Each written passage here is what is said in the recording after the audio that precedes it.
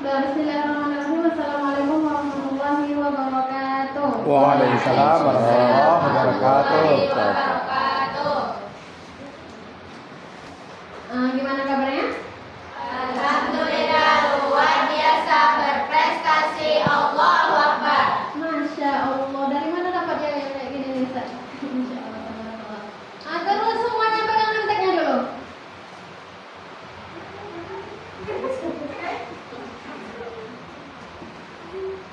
Ambil dulu nemteknya.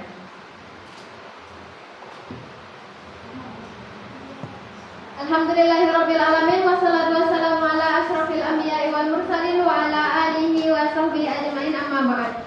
Oh, satu kali lagi. Semuanya angkat bukunya.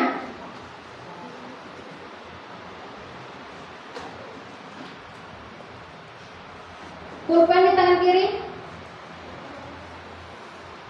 Alhamdulillah. Alhamdulillah. Oke. Wassalatu wassalamu ala asyrafil anbiya'i wal mursalin wa ala alihi wa sahbihi ajmain amma ba'd. Puji syukur kita ucapkan kehadiran Allah Subhanahu wa taala yang mana dengan rahmat dan karunia-Nya lah kita bisa berkumpul di ruangan classroom yang kita cintai ini. Alhamdulillah sekarang hari pertama dan sekarang daurah habis zuhur ya.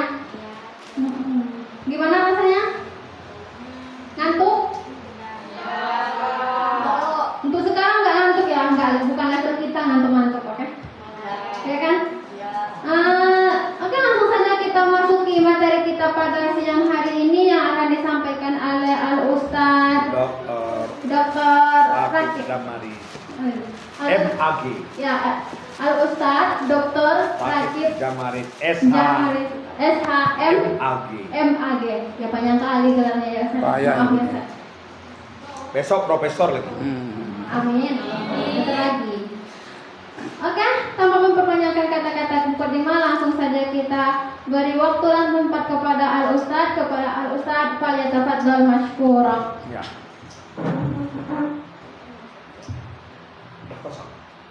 Assalamualaikum warahmatullahi wabarakatuh.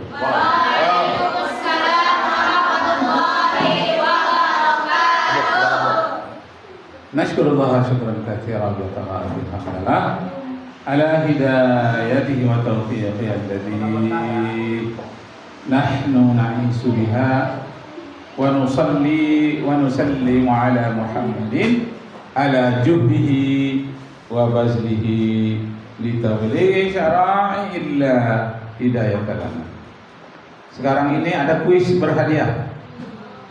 Menebak inti dari cerita Ustaz, cerita Bapak pada tengah hari ini. Siapa tebakannya yang betul dapat hadiah buku. Nih. Ya. Ya, ceritanya berkaitan yang diterangkan tentang kerangka berpikir tadi. Tidak keluar dari yang pertama untuk nyambung kepada yang kedua. Yang kedua ini bahasan kita tentang pembuktian adanya Tuhan. Nah, sebelum itu coba tebak intisari cerita dari Bapak. Siapa yang mampu nebak? Ada dua buku. Ini buku tentang pesantren kilat ADB. Ini tentang riwayat hidup dan pantun-pantun dari Bapak yang tulis sendiri. Nah, gini ceritanya. Simak ya. Siapa yang dapat nanti dapat hadiah. Gini ceritanya. Memang ini agak sulit segini. Sengaja dibikin sulit karena kalian sudah tingkat aliyah soalnya. Ya, ntar lagi kuliah. Jadi dibuatlah ceritanya yang tersulit di dunia. Siapa yang bisa menebak? Nah, ceritanya gini. Awas, waspada. Begini. Seorang naturalis.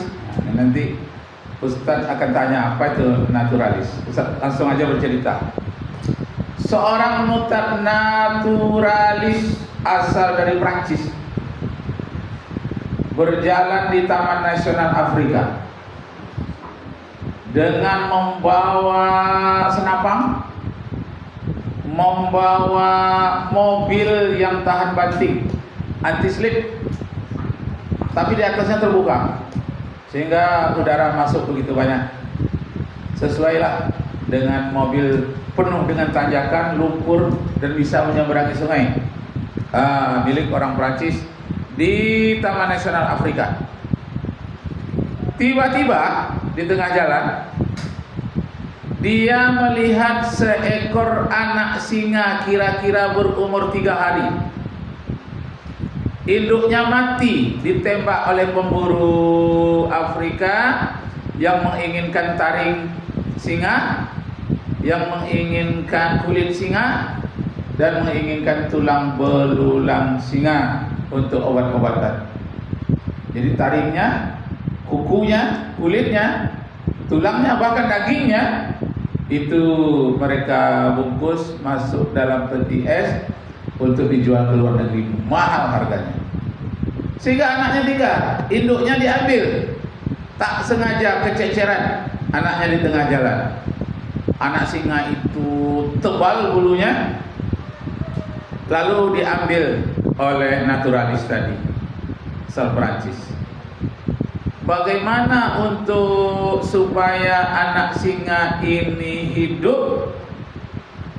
Dia tak menemukan singa-singa betina yang bisa menyusukan anak singa ini.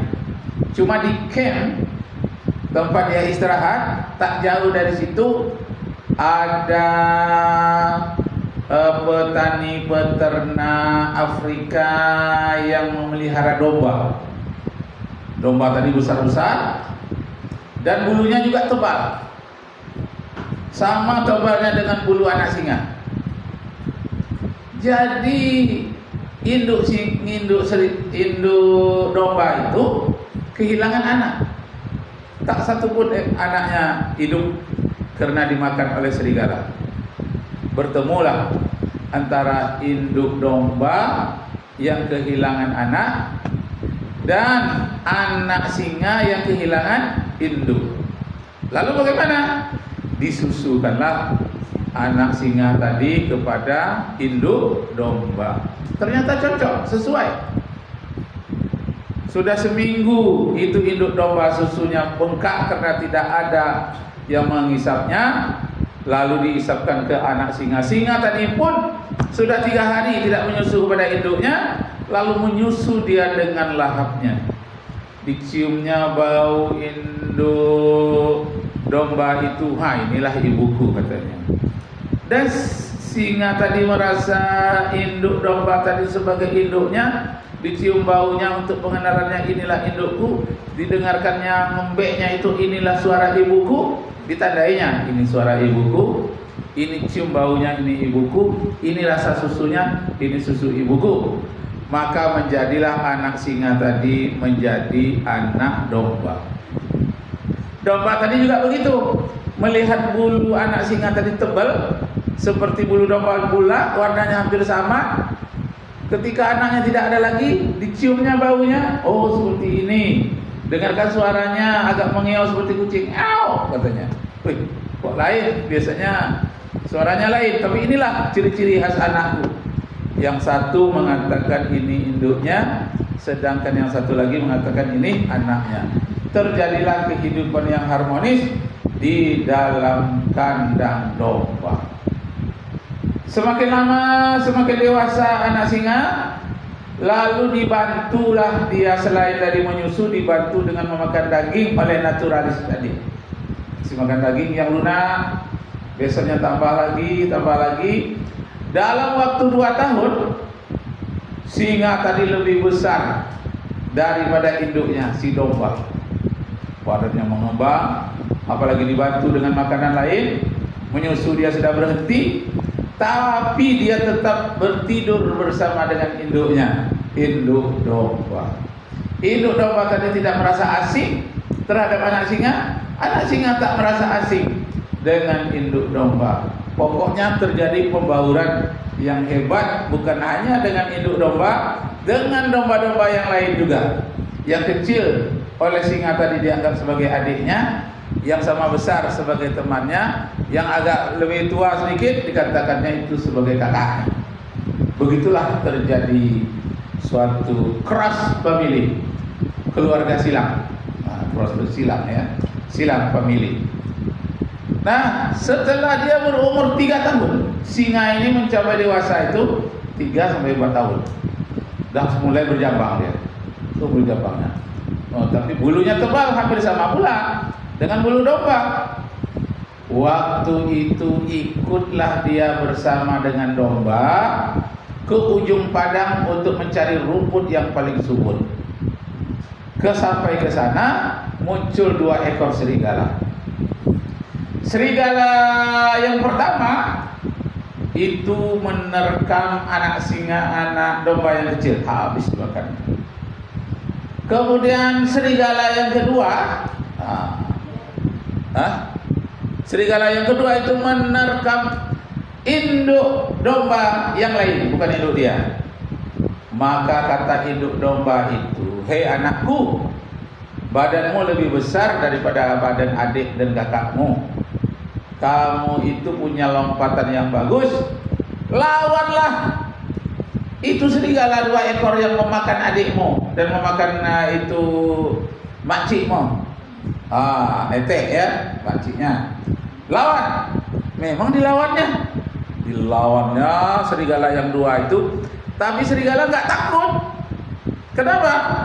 Karena cara singa tadi ngelawan serigala dengan menyeruduk. Diseruduknya. Ketawalah dia. Datang lagi serigala yang satu mau dilawan juga, diseruduknya juga. Enggak apa-apa, serigala cuma ketawa aja dia. Terus dia memakan makcik dari domba tadi dengan anak dari domba tadi. Yang lainnya pulang. Semuanya pulang. Lari ke kandang semula. Apa kata ibunya pada malam hari, ibu domba? "Hei anakku, mengapa kamu begitu caranya melawan serigala?" "Iya bapak, begitu," katanya. "Kalau berkelahi dia nyeruduk. Tentu aku mencontoh bapak. Rupanya tidak ada efek apa-apa terhadap serigala. Yang satu lagi, kalau kau seruduk juga, padahal kau nggak punya tanduk. Kalau bapak maka dia menyeruduk karena dia punya tanduk. Kamu nggak punya tanduk. Kenapa kamu menyeruduk juga?" Nangis dia. "Aduh Bu, kalau begitu bagaimana aku untuk membela adik-adik, membela makcik, membela semua kita yang berada di dalam kandang ini? Bagaimanalah caranya?" Karena dituntut terus oleh ibunya, "Carilah akal nak, berpikirlah kau sendiri nak." Itu makanya diberikan kerangka berpikir tadi. Berpikirlah, ada sesuatu yang tidak beres. Berpikir dia. Setelah dia berpikir sampai pagi dia nggak tidur. Domba-domba lain semua tidur. Yang domba yang berasal dari singa ini nggak tidur. Pagi hari dia kasih tahu sama ibunya, "Bu, permisikan aku pergi merantau. Tak senang rasanya aku kalau di sini, tak berharga diriku, tak dihargai oleh adik abangku, bahkan bapak tak menghargaiku, mak sendiri tak menghargai aku. Tuntutan tinggi agar aku memelihara kelompok kita. Kalau gitu izinkanlah aku pergi merantau." Kalau pantun Minangnya itu mengatakan, "Karatau madang di ulu, babuak babungo balun. Merantau badan dahulu, di rumah Poguno Bolun." Bolun Poguno, dari nenek mama masih muda, ingin jadi atu-atu terhormat belum tua, tidak punya pengalaman. "Izinkan aku merantau, wahai ibu," kata anak singa tadi. "Iyalah, pergi merantau." Kemana merantaunya? Ke sebalik gunung. Jadi ada gunung di sebelah sini, ada gunung Kalimanjaro namanya. Kalimanjaro di Afrika. Pergi dia ke sebalik gunung. Sampai di sebalik gunung, dia melihat ada air yang jernih. Jernih sekali di sebalik batu-batu. Batu-batu besar. Dia melompat dari batu ke batu. Nampak air di bawahnya. Jernih sekali, tidak ada debu. Nah, ketika dia melihat yang jernih itu, nampaklah di bawahnya gambar dia sendiri yang selama ini tidak pernah dia lihat. "Ih," katanya, "kayak begini diriku ya, berbeda kali dengan mama sama papa." Berbeda dengan adik-adik. Kayak gini aku rupanya. Cuma bulunya aja sama tebal. Yang lain-lainnya beda. Ketika dia asik melihat pertama kali, melihat dirinya, kagum juga lihat dirinya. Ganteng juga aku nih ya katanya. Ada jambangnya sedikit. Kayak gini aku rupanya. Dia sedang asik mematut-matut diri, bercermin ke kiri ke kanan, melompat, membalikkan badan. Tahu-tahu datang singa benar-benar. Singa liar dari luar mau minum juga ke situ. Tapi singa itu dia menjauh, nggak mendekat dia kepada singa yang baru tumbuh ini, yang anak domba. Dia lihat rupanya singa tadi nampaknya dia melompat dari batu ke satu dari yang lain 3 meter lebih lompatannya. Dia tadi hanya berjalan aja, tapi yang singa tadi melompat. Apa katanya? Hui, mantap ini, bisa melompat 3 meter rupanya. Aku tahu hanya melangkah-langkah aja dari batu ke batu, tapi dia melompat bisa 3 meter. Aku tengok badanku sama dengan dia. Aku jambang, dia punya jambang juga, dia punya kuku juga. Oh, kalau begitu aku bisa juga nanti lompat 3 meter. Kemudian dilihatnya lagi, ada lagi singa lain dari jarak 200 meter. Dia lihat ada singa tadi mencakar-cakar pohon, menggoyang pohon dibuatnya. Dan kemudian kulit kayu itu terkelupas karena saking tajam kukunya. Baru dilihat. Rupanya kukunya itu bisa mengelupaskan kulit kayu. Apalagi bunuh serigala katanya. Kayu aja bisa patah, apalagi serigala. Teringat dia serigala yang pernah melawan dia kepada itu. Kalau begitu kuku ini berguna ini. Dia tidak tahu selama ini bahwa kukunya itu berguna. Kemudian lompatannya itu sampai 3 meter dia tidak tahu. Kemudian dilihat pula ada kelinci yang berlari-lari di antara batu itu, dikejar oleh singa liar. Hanya 2 kali lompatan dapat dan digigitnya. 1 kali gigit aja mati kelinci, langsung dimakannya. Ada katanya, "Wuih, luar biasa. Rupanya taring ini bisa membunuh." Taring itu sama dengan dia. Tengok apanya kan, taringnya. Tengoknya sama dengan dia. Kalau begitu taring itu bisa membunuh lawan. Ini kuku bisa juga membunuh lawan. Lompatan bisa melompati lawan. Nah, barulah aku tahu diri. Kata singa tadi, ini rupanya diriku. Dia lihat singa liar. Apa yang dibuat oleh singa liar? Dia bisa pula. Kemudian ada lagi singa liar itu yang turun dia ke sungai kecil di situ dan berenang menyeberangi. Rupanya tangan ini juga bisa bawa alat untuk berenang, untuk mendayung.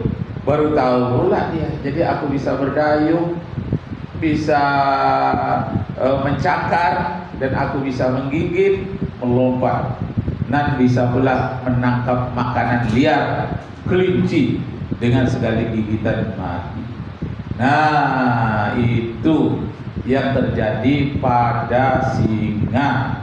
Yang itu tadi dia merupakan induknya adalah domba. Setelah dia pulang dari merantau, melapor sama ibunya, "Bu, ya aku sudah tahu diri. Aku bukan yang dulu lagi." Kan ada nyanyinya ya. Aku bukan yang dulu lagi. Nyanyi siapa tuh? Dewi Yul. Kini ku sadari kau bukan dirimu. Rupanya bukan yang dulu lagi. Dia sudah berubah karena dia sudah ikut LADB. Berubah dia. Kalau tak berubah tak ikut namanya itu. Berubah dia. Lalu katanya, "Mak, besok bawa aku ke ujung padang lagi, tempat yang subur." Kenapa? Aku ingin bertemu dengan serigala yang dulu mencakar hidupku. Aku nggak bisa melawan, hanya nyeruduk. Sekarang aku sudah tahu diri.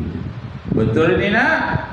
Kata maknya, yaitu hidup domba. Iya, Bu, bawalah aku. Pergilah dia berujung padang bersama dengan adiknya, abangnya, kakeknya, pergi di tempat rumput yang paling subur. Keluarlah 2 ekor serigala. Datang yang pertama mau menangkap adiknya, ditamparnya, terpelanting 5 meter. Serigala itu. Tapi serigala itu tidak percaya dia. Ini kan yang kemarin juga yang aku cakar hidungnya, nangis dia.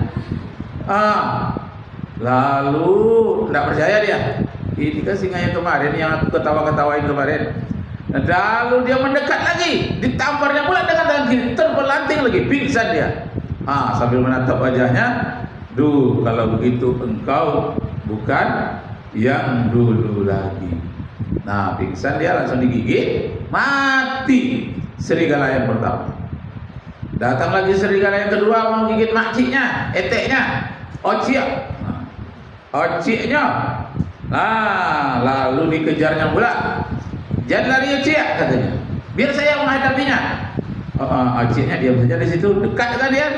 Oh, bukan saja ditamparnya, digigitnya leher, lalu dicakarnya perut. Mati waktu itu. Sebelum mati, wajahnya masih melihat kepada singa tadi. Ini singa sudah berubah ini, tak seperti yang dulu lagi.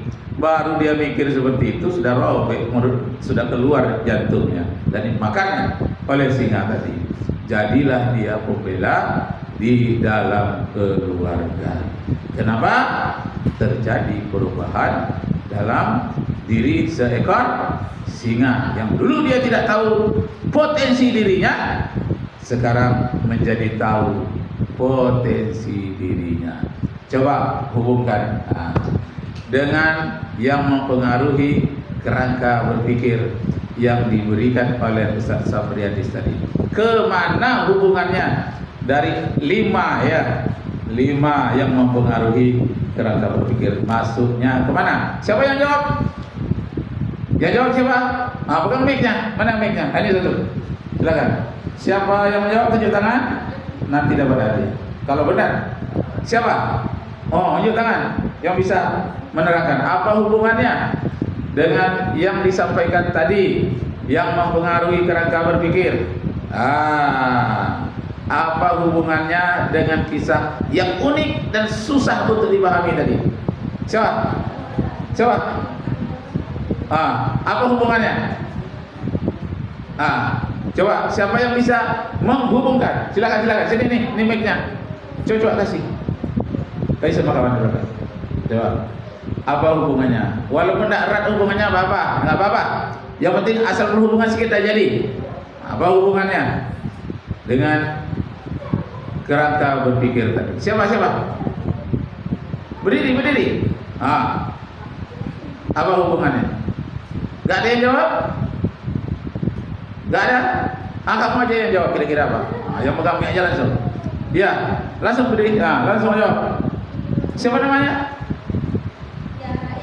Tiara? Coba Tiara, apa kira-kira? Berdiri. Ya. Apa kira-kira hubungannya? Boleh, ya. Apa pesan-pesan yang terdapat di dalam kisah singkat itu tadi? Apa pesan?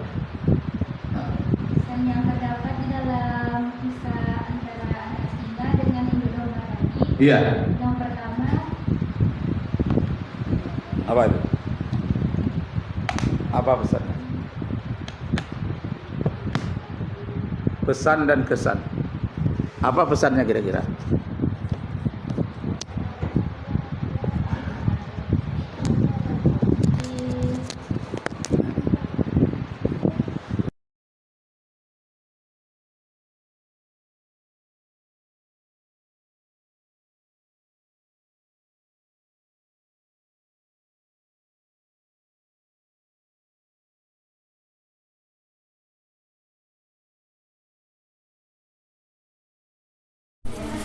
Ya. Saat si anak singa tadi masih tinggal dengan keluarganya, Iya. maka pola pikirnya sama dengan pola pikir keluarganya. Tapi saat dia pergi berkelana ke dunia luar untuk bebas, Iya. dia pun ikut terpengaruh dengan pola pikir lingkungannya. seperti harimau yang bisa singa yang bisa mencakar, batang yang bisa berenang dengan kakinya dan bisa membunuh hewan dalam sekali. Apa sindirannya kepada kita? Apa tuh sindirannya tuh? Itu kan sindiran tuh. Maksudnya apa itu? Kalau dihubungkan dengan diri kita, kalau kita tidak keluar dari zona nyaman kita, itu dia. tidak akan ada perubahan dalam diri kita. Mantap. Sendiri ataupun pikiran kita. Ya, betul. Tepuk tangan untuk kawannya. Ya. Bagus. Siapa namanya? Amelia Fitri. Amelia Fitri. Amelia, panggilan singkatnya? Amel. Amel, silakan Amel, hadiah. Dapat buku ya. Silakan. Amel ya. Wacana lagi. Ya. Terus yang kedua. Di antara pengaruh-pengaruh terhadap kerangka berpikir tadi itu, pengaruh manakah yang paling kuat terhadap anak singa itu tadi? Siapa yang jawab? Yang lain yang belum jawab. Apa pengaruhnya? Pengaruh yang mana? Apa pengaruh bacaan tadi itu? Enggak masuk ya. Pengaruh tontonan? Enggak masuk. Itu apa pengaruh yang mana itu? Terhadap berpikir. Pengaruh apa? Terangkan bagaimana pengaruh lingkungan. Kasihkan mic tuh pada dia. Siapa namanya? Ya. Berdiri. Ini ada hadiah lagi. Coba terangkan. Jadi katanya di antara pengaruh kan itu ada pengaruh keluarga, pengaruh lingkungan, pengaruh bacaan, pengaruh tontonan, pengaruh pengalaman, banyak pengaruh. Pengaruh yang mana tuh yang hubungan dengan cerita anak singa tadi itu? Menurut saya, ada cerita tadi itu termasuk kepada pengaruh lingkungan. Ya. Karena setiap kita tuh dimanapun lingkungan kita, itu tuh yang akan menjelaskan gimana kita sebenarnya, gimana jati diri kita. Nah, seperti itu juga ada singa tadi. Saat dia di lingkungan dia yang masih dengan lingkungan domba tadi, ya. Dia seperti domba juga. Dia mantap. tapi kalau dia keluar dari domba tadi, seperti dia pergi, itu dia akan menemukan lingkungan asli dari diri dia sebenarnya seperti apa. Nah, jadi sindirannya kepada kita apa itu? Pesan-pesan kepada kita maksudnya apa itu? Pesan dari kita untuk kita bisa menemukan jati diri kita sendiri. Kita harus pergi ke lingkungan atau kita harus mencari daerah yang memang sebenarnya mengerti tentang potensi diri kita sendiri. Ya, bagus. Tepuk tangan untuk kita semua. Bagus. Carilah lingkungan yang bisa mengembangkan fitrah potensi yang ada pada diri kita. Potensi kuku, potensi lompatan, berenang, itu ada pada diri kita. Cuma kalau kita pada lingkungan domba, itu tidak berkembang sama sekali. Dengan mencontoh, bahkan dia seharusnya dia menerkam, malah dia menyeruduk. Seperti bapaknya. Kenapa? Itu yang dia temui di dalam lingkungannya. Tepuk tangan sekali lagi. Ya, dapat. Siapa namanya tadi? Tiara. Ini dia. Ada nyanyi itu. Oh Tiara. Makasih. Nyanyinya siapa tuh? Rio Astar di Nuansa Batam. Nah, cukup 2 itu tadi ya. 2 itu merupakan game yang sangat bermakna. Game yang akan persoalan yang kita jawab, betapa pentingnya kita pindah lingkungan. Betul atau tidak? Pentingnya pindah